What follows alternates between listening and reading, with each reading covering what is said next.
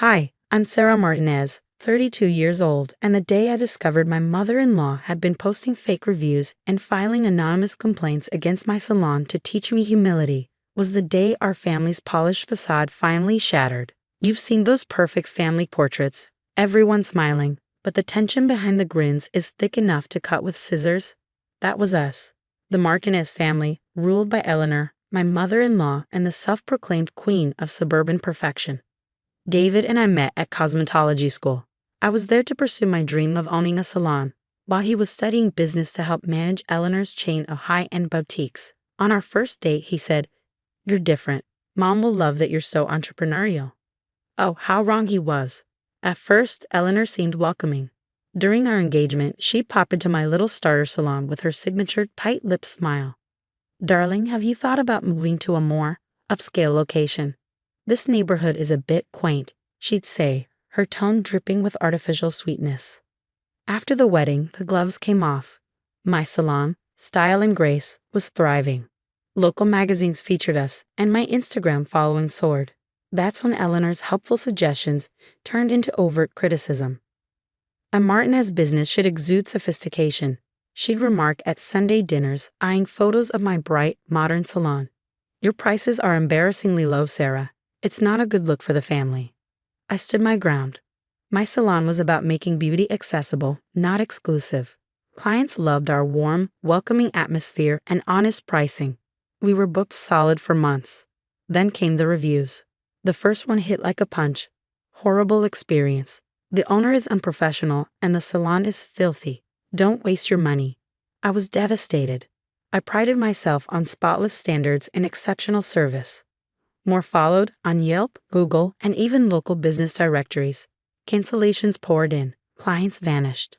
Maybe it's a sign, Eleanor mused over dinner, barely hiding her smirk.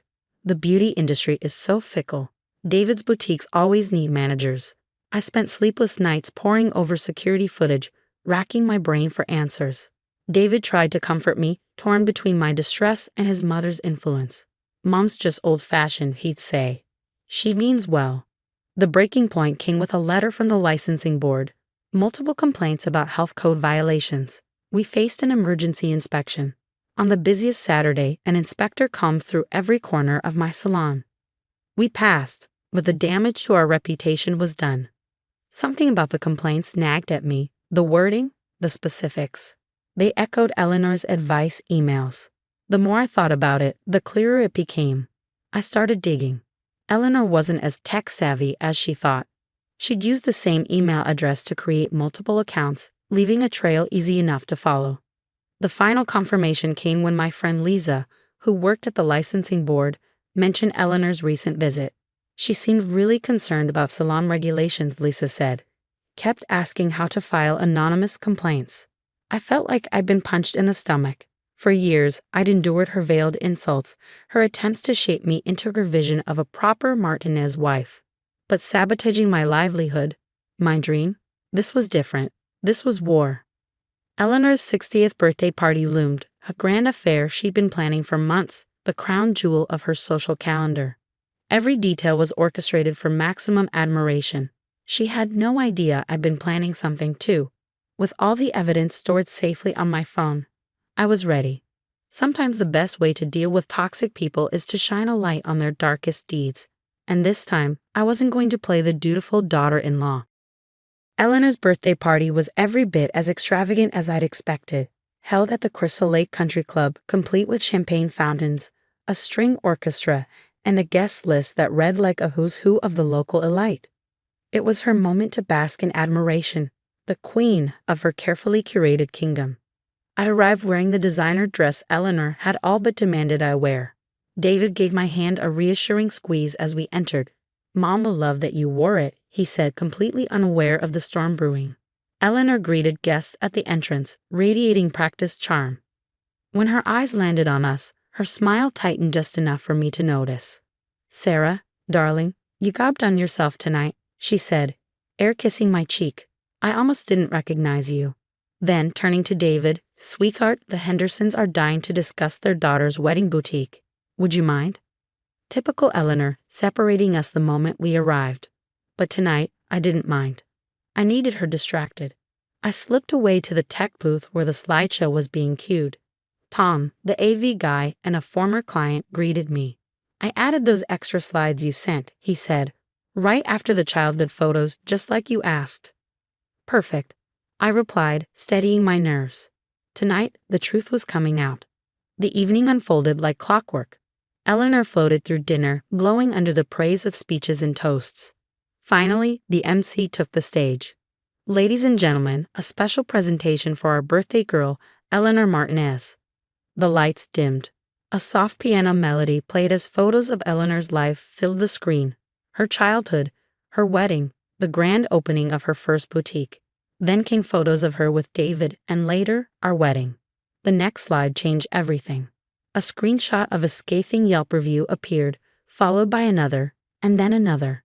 Next came screenshots of the email confirmations tied to the fake accounts. The images of her entering the licensing board office played next, followed by copies of the anonymous complaints she'd filed.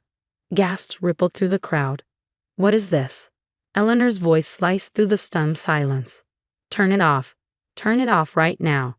But the final blow was a recording.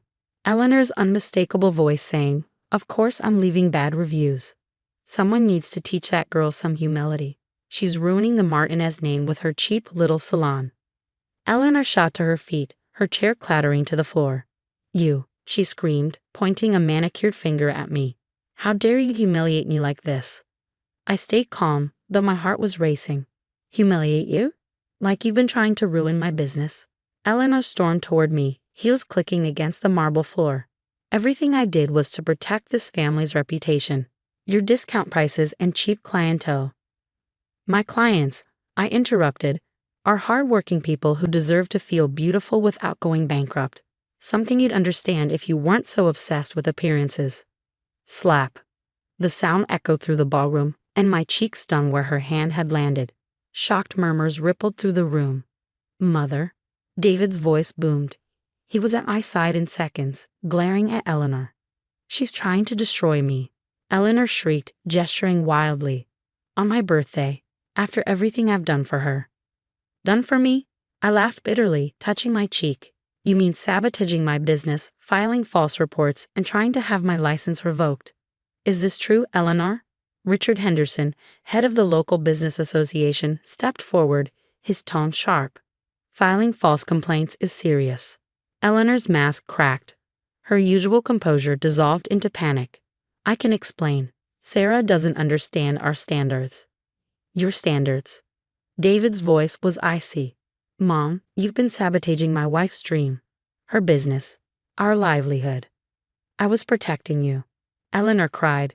"She's beneath us. Her little salon is an embarrassment." David stared at her, disgusted. "The only embarrassment here is you." He turned to me. "Come on, Sarah, we're done." "If you walk out that door," Eleanor spat, "don't bother coming back." David paused, looking over his shoulder. "Back to what? More sabotage? More manipulation? No thanks." As we left, the whispers followed us. Eleanor's meticulously planned evening had unraveled into a public disaster, the very thing she tried to do to me. In the car, David was silent for a long time. Finally, he asked, "Why didn't you tell me?" I looked at him, the weight of years of tension pressing down. "Would you have believed me?" His silence was answer enough. The weeks after Eleanor's birthday debacle were a whirlwind. News of the spectacle spread like wildfire through our small business community, leaving her carefully constructed social empire in shambles. The very next morning, my phone wouldn't stop buzzing. Local reporters requested statements, business owners called to apologize for believing the fake reviews, and our online booking system lit up with a flood of appointments. "Mrs. Martinez." Lisa, my salon manager, exclaimed one morning. "We're completely booked out for 6 months." I smiled, feeling a weight lift off my shoulders. But the most surprising visitor came a week later, Richard Henderson.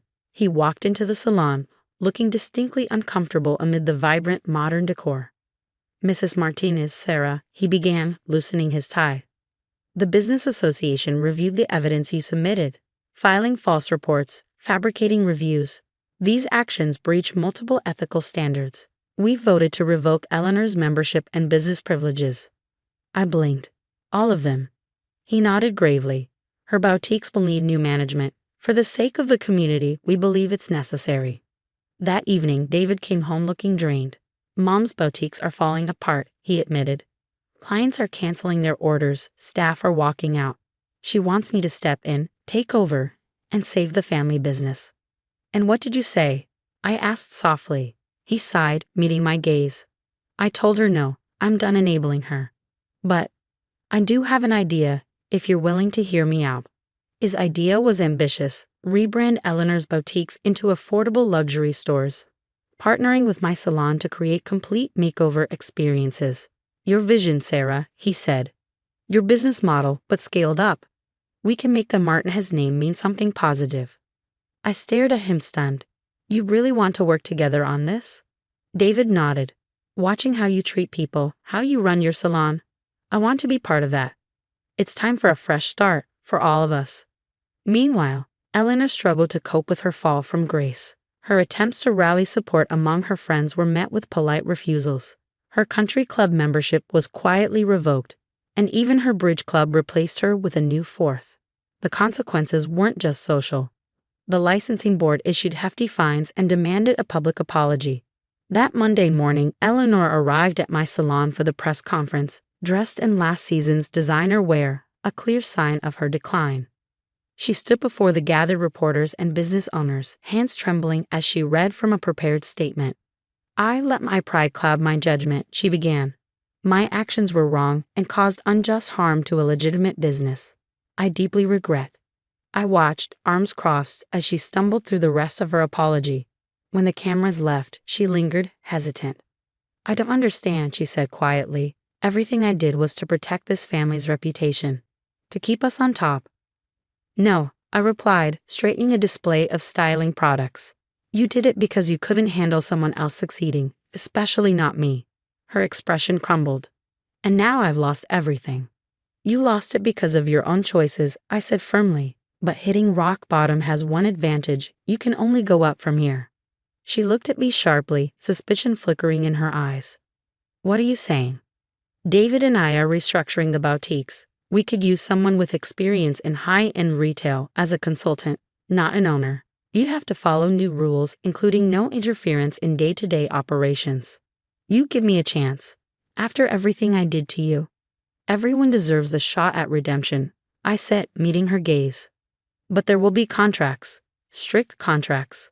6 months later, our rebranded business, Style and Grace Boutique Experience, was thriving. The concept of affordable luxury paired with personal care resonated with our community.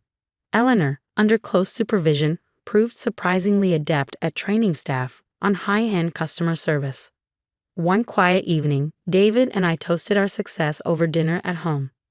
You know, he said, pouring wine, the night you stood up to Mom.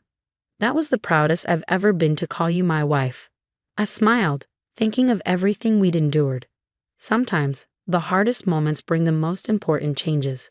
Just then, my phone buzzed with a new review notification. 5 stars for one of our new boutique locations. The reviewer, Eleanor Martinez. Outstanding service, excellent value, and a welcoming atmosphere for all clients. The Martinez family legacy has truly evolved. I showed the review to David, and we both laughed.